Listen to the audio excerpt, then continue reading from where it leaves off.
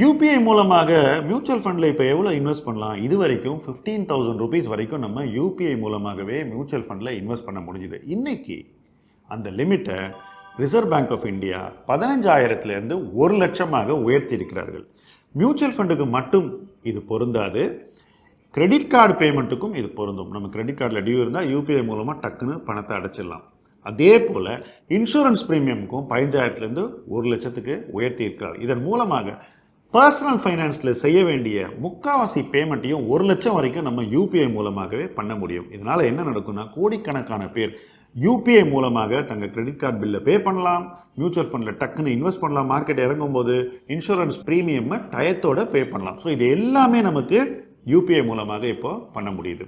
So 1,00,000 வரைக்கும் UPI இன்வெஸ்ட்மெண்ட்டுக்கு ஒரு பெரிய டிரைவராக இருக்க போகிறது.